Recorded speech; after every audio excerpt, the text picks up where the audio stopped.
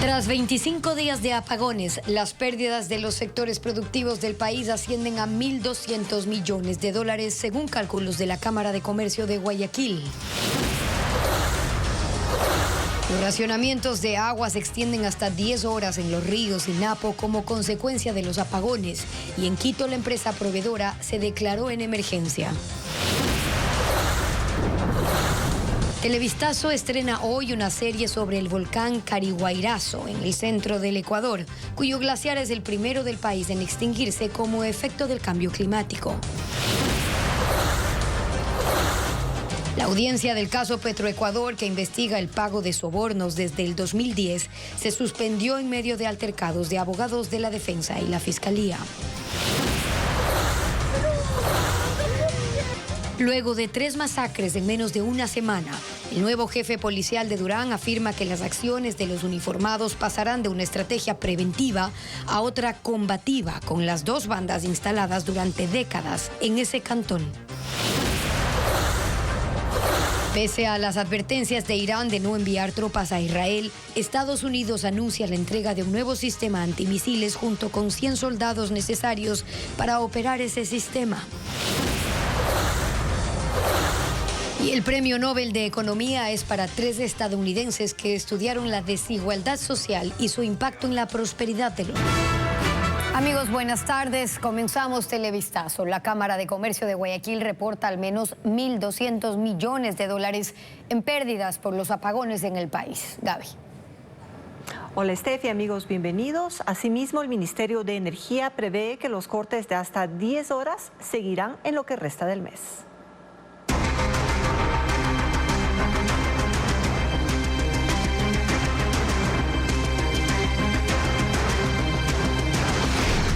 Apagones en caída libre.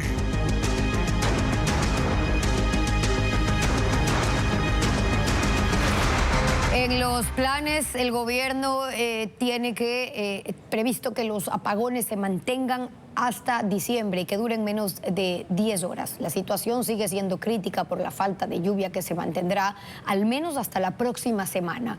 Con su celular usted puede escanear el código que va a aparece ahora ya en su pantalla para verificar los horarios de cortes que regirán en su barrio desde hoy hasta el viernes.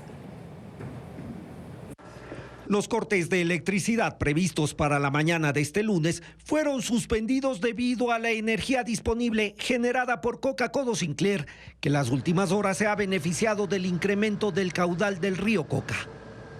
La situación es excepcional, aseguró el Ministerio de Energía, que ratificó que mientras no llueva en casi todo el país, los apagones se mantendrán según lo previsto y serán al menos hasta diciembre. El Ministerio de Energía prevé que los cortes de hasta 10 horas seguirán en lo que resta del mes. En noviembre habrá más lluvias y eso permitirá que se recupere en algo la generación hidroeléctrica y se reduzca paulatinamente el tiempo de los apagones a 2 horas diarias en diciembre. La expectativa del gobierno es que en enero ya no haya apagones, aunque se le prevé que se extiendan hasta marzo. El país está produciendo 3.200 megavatios de electricidad y la demanda normal en las horas pico llega a 4.800 megavatios.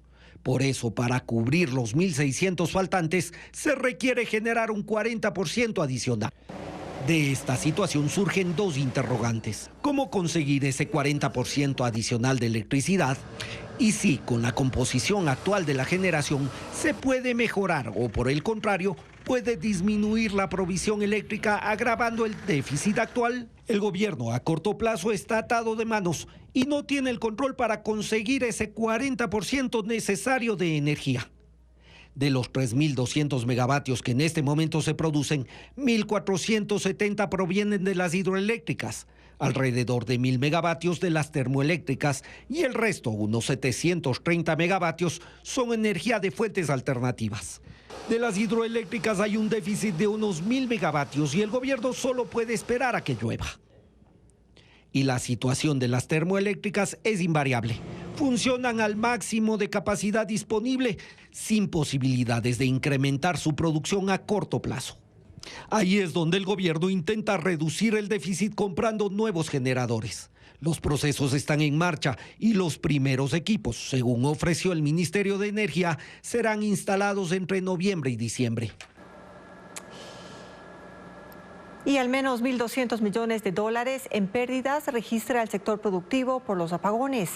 Este valor se suma a los 1.400 millones de dólares que perdió en ventas por los apagones del mes de abril. Esta situación afecta en mayor medida a los medianos y pequeños empresarios que tienen que lidiar con la incertidumbre y con la contracción de la actividad económica. Las pérdidas que la crisis energética deja al sector privado se aproximan aceleradamente a los montos que registraron en abril. Por el mismo motivo, en ese entonces se perdieron 1.400 millones de dólares en ventas y hoy la historia se repite. Podríamos hablar de hoy ya 1.200 millones de dólares que se pierden en ventas en la economía formal. Y el problema es que el fin de la crisis actual no se avisora cercano. Los más pequeños son los que más problemas tienen.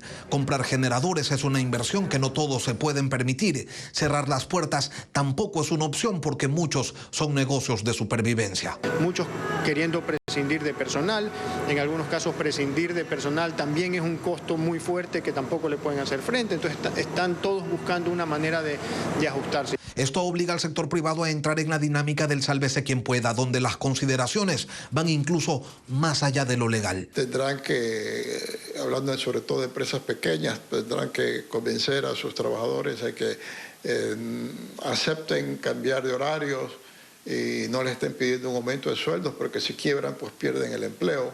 Todo esto en medio de una economía que registraba contracciones, que ya se había desacelerado sin apagones de por medio.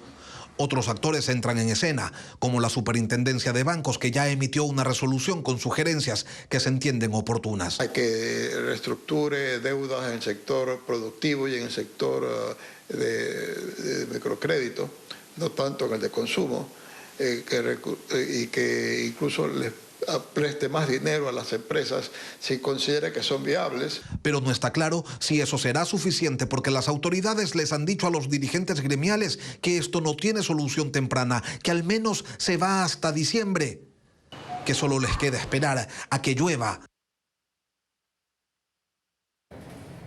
Los racionamientos de agua se extienden en el país. Hay zonas que reportan incluso cortes de más de 10 horas durante la suspensión del suministro eléctrico. Incluso una proveedora del servicio ya se declaró en emergencia. Carla Delgado describe el panorama. La cantidad de lluvias no son suficientes para evitar racionamientos de agua en el país. En Quevedo se van la luz y el agua al mismo tiempo durante 10 horas por día. La municipalidad usa tanqueros para abastecer a los sectores afectados. Incluso en algunos barrios como Venus, 20 de febrero, Nicolás Infante, los cortes de agua se prolongan hasta que se enciendan las plantas de agua, afectando a unas 6.000 familias. En Babahoyo ocurre lo mismo. Se quedan sin agua durante los cortes de energía. Hay aproximadamente 7.000 personas que se quedan sin el servicio. En Napo, 8 comunidades rurales están sin agua y esto concierne a 1.500 personas, porque los ríos Moretecocha y Pioculín, que abastecen a los sistemas de agua, no recuperan su caudal por la falta de lluvias. En el área urbana del cantón Arosemena Tola, en Napo, el panorama es más alentador. 3.000 personas vuelven a tener agua luego de un mes de cortes.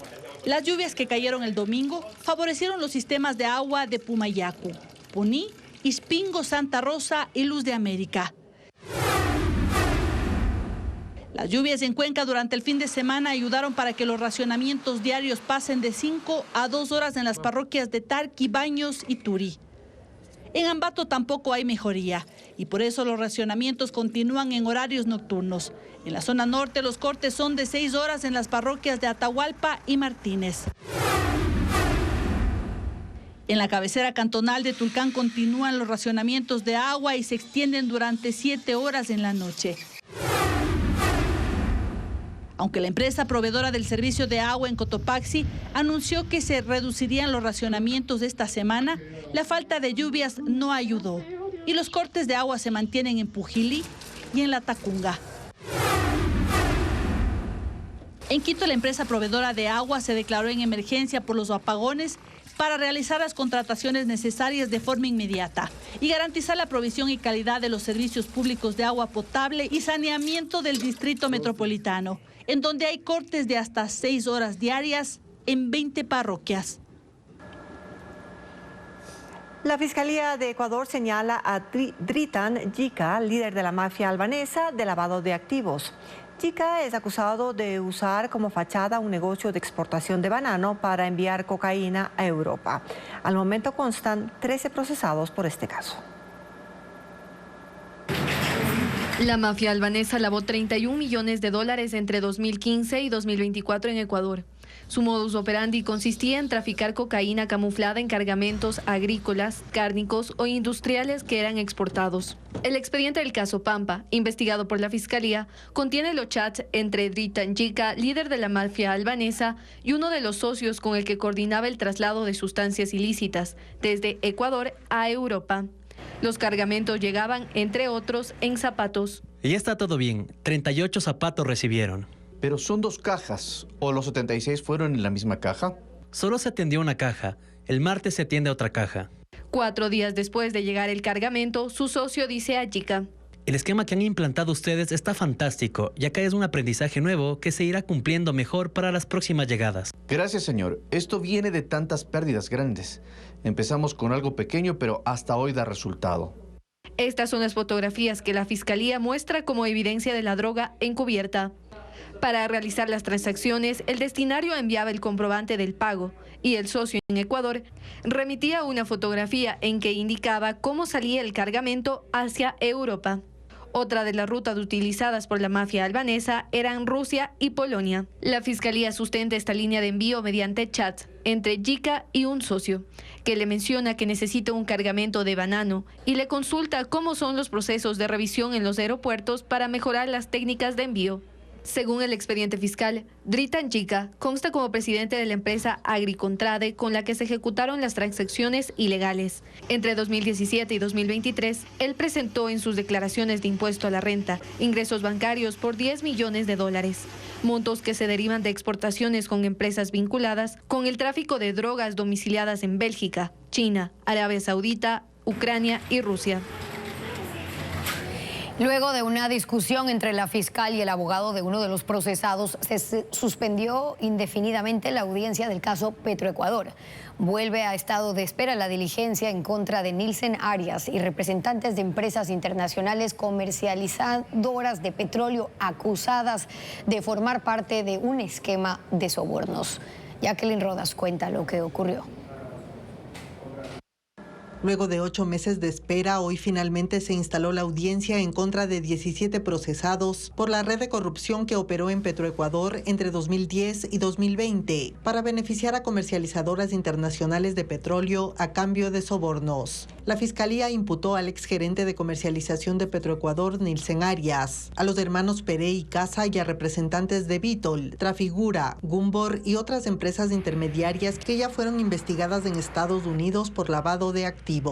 Pero la demora que ha caracterizado a este proceso en Ecuador volvió a darse. El juez Giovanni Freire suspendió indefinidamente la diligencia luego de una discusión subida de tono entre la fiscal Ivonne Proaño y Emiliano Donoso, abogado de uno de los procesados. La fiscal llamó argucias a los argumentos de Donoso, quien se quejó de no tener acceso al expediente completo certificado. Ella presentó escritos de que el abogado no paga en la copiadora ni acude a retirar las copias. La actuación de los abogados fue dilatoria, con artimañas para dilatar el día de hoy y que se suspendiera esta audiencia. Fiscalía está totalmente preparada, lleva más de 1 año y medio preparada para esta audiencia. Tenemos elementos contundentes. Al abogado Donoso se sumaron otros que alegaron lo mismo y acusaron a la fiscal de dificultar el acceso a la información del caso. El juez paró la discusión y pidió que le avisen cuando el tema se resuelva entre ellos y los abogados tengan las copias certificadas para fijar fecha y reanudar la audiencia. Podría tardar meses.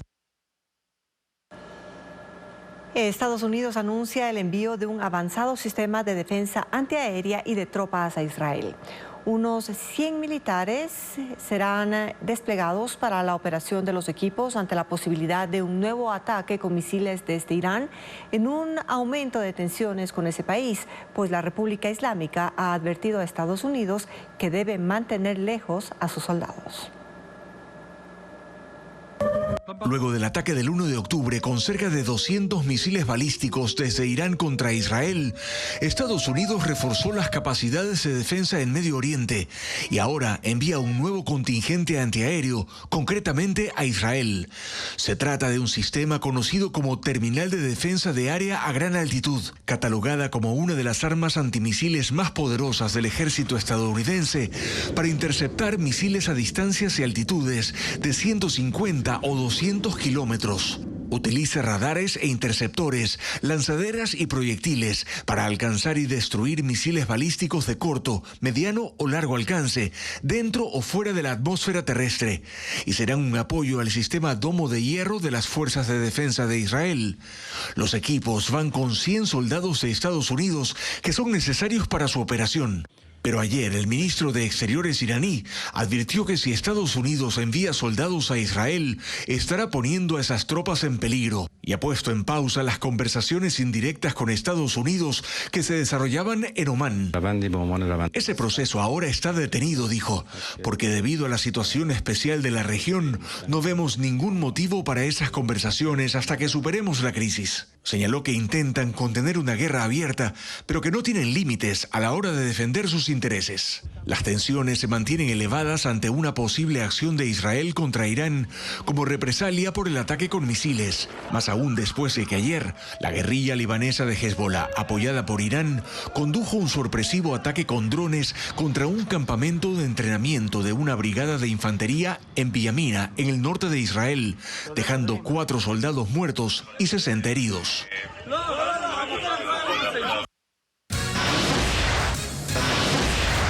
El cambio climático afecta al glaciar del volcán Cariguairazo en el centro de Ecuador. ¿En cuánto se redujo su cobertura durante las últimas décadas? Se lo contamos en un nuevo especial de Televistazo.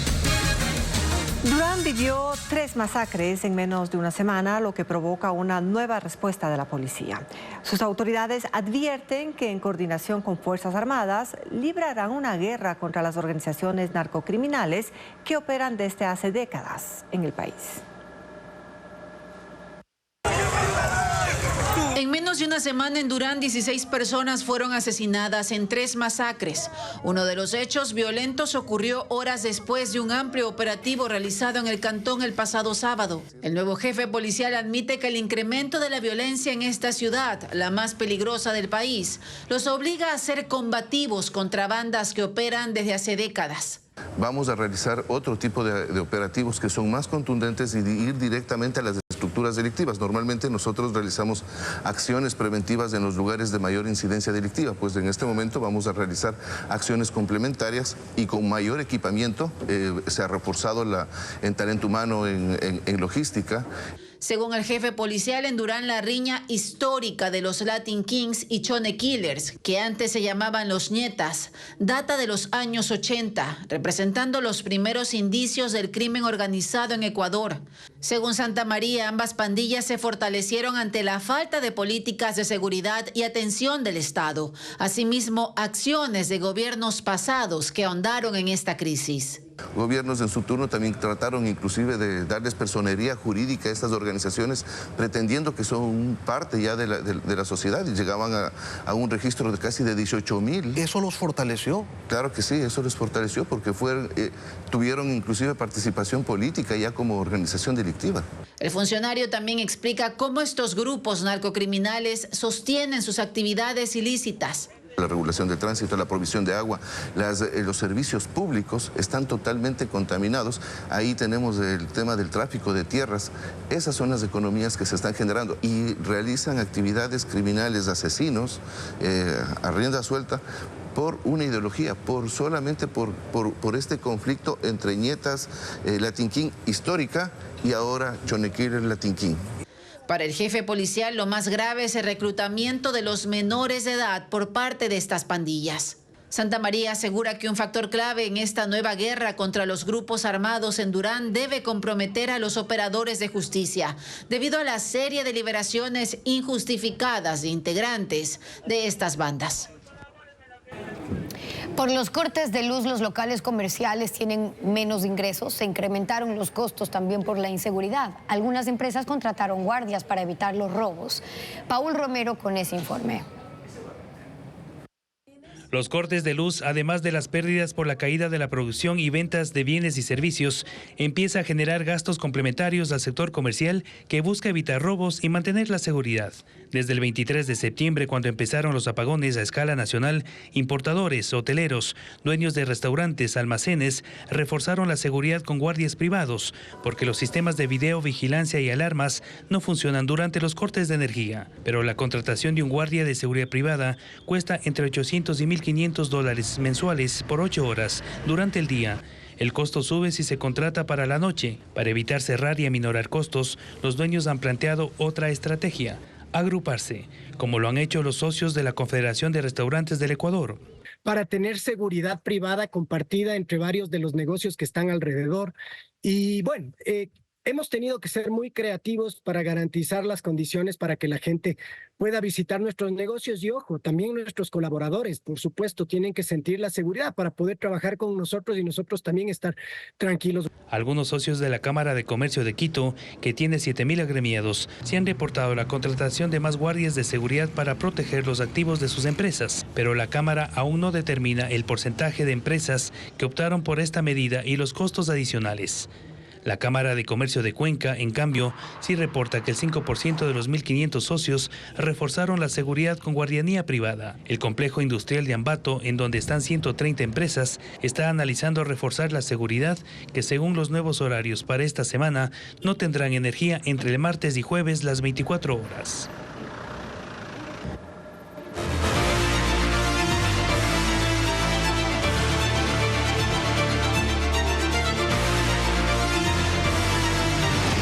Cariguairazo, el glaciar derretido.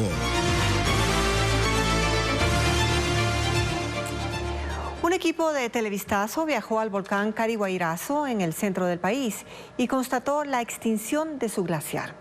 Este era una de las 7 elevaciones en Ecuador con nieve perpetua. Diego Puente realizó la cobertura. Amanece y con el sol se puede ver a un Cariguairazo nevado.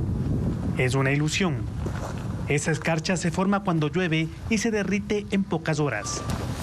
La verdad es incómoda. El glaciar de este coloso formado hace 18.000 años se ha extinguido. Es el primero en Ecuador. A diferencia del resto de volcanes, la nieve perpetua del Cariguairazo no estaba en la cima a 5.018 metros sobre el nivel del mar.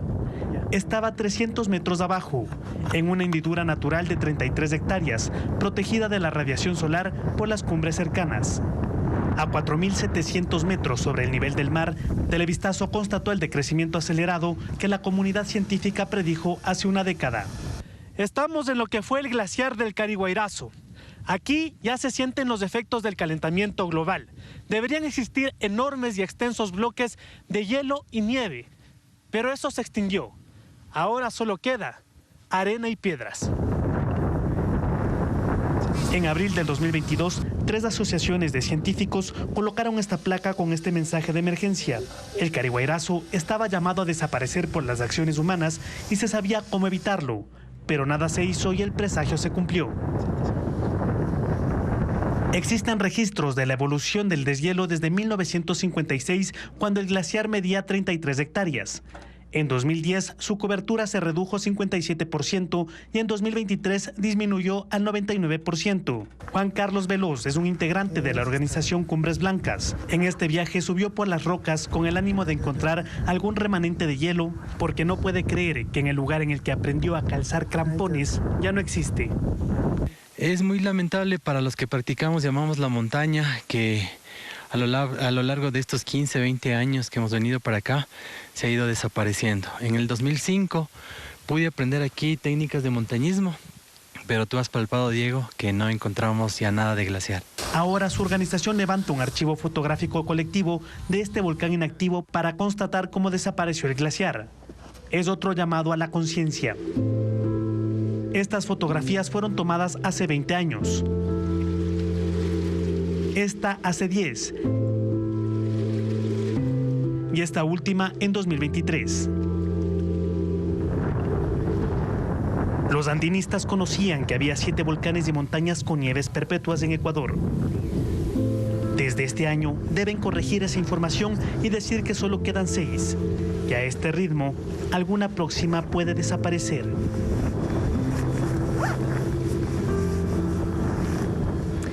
Mañana, en la segunda entrega de este especial, Televistazo revelará las causas por las que el glaciar del Cariguairazo fue el primero en desaparecer en Ecuador. La Academia Sueca de las Ciencias otorgó el Premio Nobel de Economía a 3 estadounidenses por sus estudios sobre la importancia de las instituciones sociales para la prosperidad de los países. Sus ensayos plantean nuevas estrategias para entender las desigualdades en la sociedad. Los economistas Daron Acemoglu, Simon Johnson y James Robinson son los ganadores del Nobel de Economía 2024. Juntos realizaron una investigación que demuestra la importancia de las instituciones sociales para la prosperidad de un país. Acemoglu y Johnson trabajan en el Instituto Tecnológico de Massachusetts y Robinson en la Universidad de Chicago. Su estudio se remonta a la época de la colonización europea en distintas regiones del mundo, en las que implementaron estas entidades como bases para los sistemas políticos y económicos.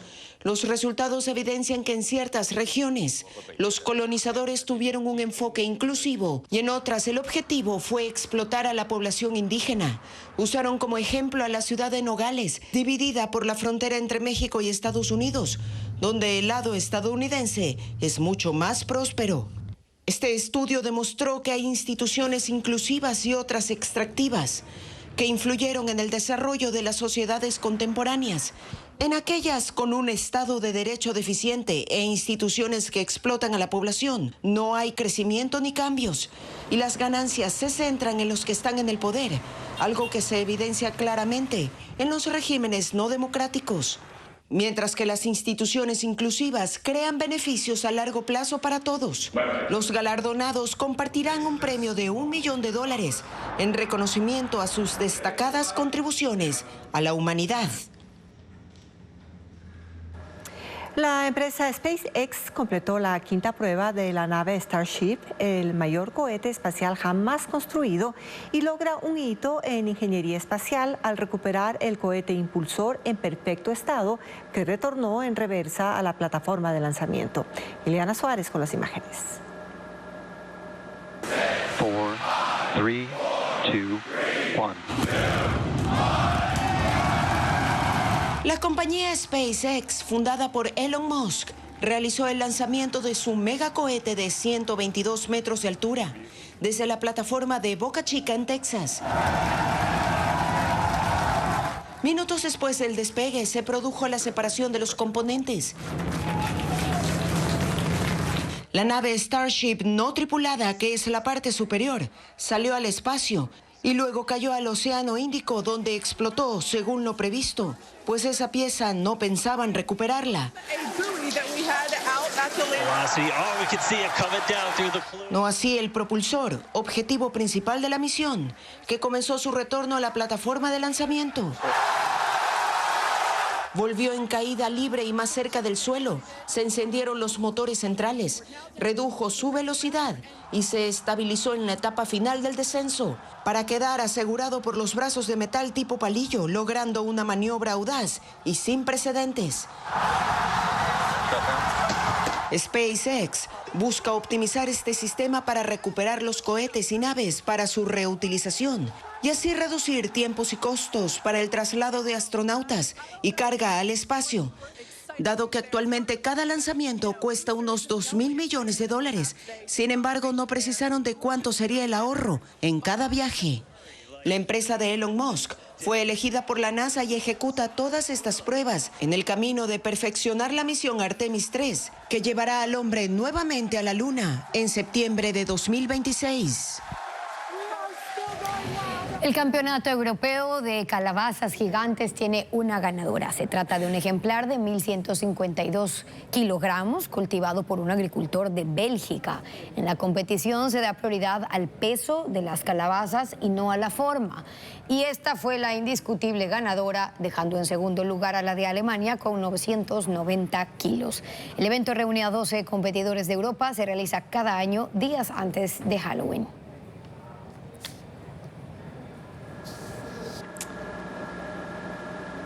Vamos a revisar el clima para esta tarde. El INAMI pronostica en la sierra temperaturas entre los 16 y 23 grados centígrados. El índice de radiación ultravioleta será 7, lo que se considera alto. Asimismo, habrá lluvias en la mayoría de las provincias.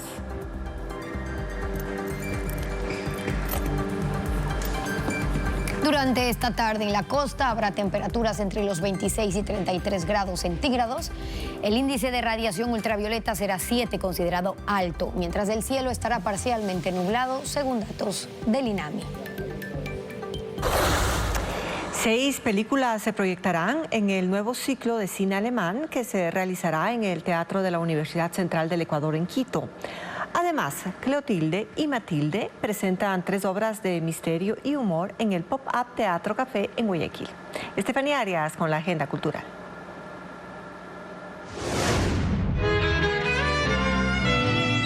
Obras como Odio y Amor, Al besar un pétalo o Reír llorando serán parte de este repertorio musical que rendirá un homenaje al pasillo ecuatoriano. El concierto Se va con algo mío, Pasillos inolvidables, se presentará en la Casa de la Música en Quito. Como artistas invitadas, María Isabel Albuja y Sandra Túqueres. El espectáculo será el miércoles 16 a las 7 de la noche. ¡Ay, no puede ser! ¡Siento que me desvanezco! El momento ha llegado. ¿Podrán Cleotilde y la partera ayudar a Matilde en medio de la revelación de secretos y un concierto de Karol G? La partera misteriosa es una de las 3 obras de Cleotilde y Matilde que se presentan en Pop-Up Teatro Café en Guayaquil. Las otras 2 son Embarazo secreto y Parto en primera fila, con la dirección de Santiago Carpio y la actuación de Ney Calderón, Fabo Doja, Katy García y Noral Marrif. Las funciones son de miércoles a sábado, de 8 a 10 de la noche. Alteza, este es el joven Karl Gauss. Preocupaciones sociales, hechos históricos y estilos fílmicos son algunas de las temáticas que se verán en este nuevo ciclo de cine alemán que se realizará en el Teatro de la Universidad Central del Ecuador en Quito. En la cartelera estarán 6 películas: Midiendo el Mundo, Buenavista Social Club, País Libre, Queridos Hijos del Futuro, El Cruce y La Teoría del Todo. Las proyecciones gratuitas serán del 17 al 31 de octubre, los martes, miércoles y jueves.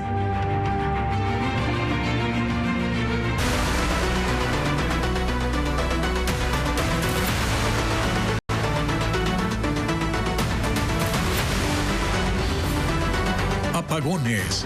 ¿Cómo cambió mi vida? Los apagones generan casos de estrés y ansiedad en los ciudadanos. Desde la Corporación Ecuatoriana de Psicología señalan que la mayoría son adolescentes y adultos jóvenes. Los especialistas precisan que los pacientes llegan con alteraciones de sueño, falta de apetito y problemas de respiración, como informa Luis Alfredo Zúñiga. Semanas enteras de apagones, cortes de 10, 12 y 14 horas al día, no poder realizar actividades cotidianas como trabajo, cocina o estudio, están dejando secuelas. Hay personas que están presentando casos de estrés y crisis de ansiedad.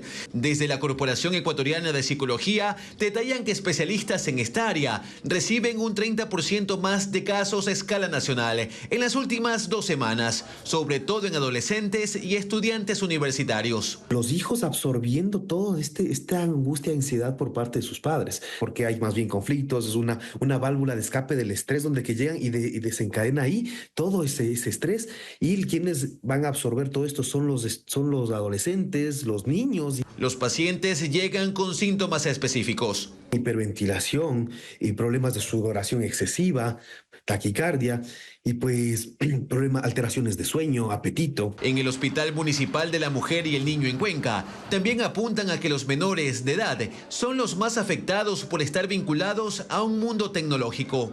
En este último mes nosotros hemos tenido de personas con crisis de pánico, sí, con este miedo a la oscuridad, al quedarse solo.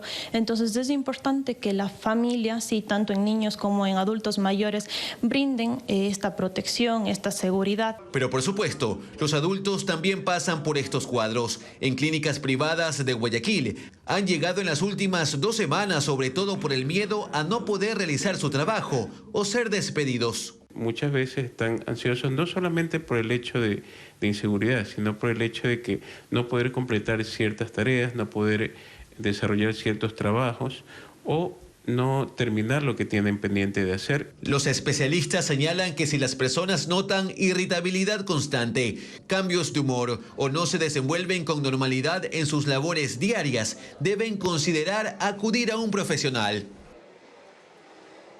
El cometa del siglo será visible en el hemisferio norte y no volverá a verse en 80.000 años. Además, la empresa creadora de TikTok lanza sus primeros audífonos inalámbricos que tienen su propio asistente.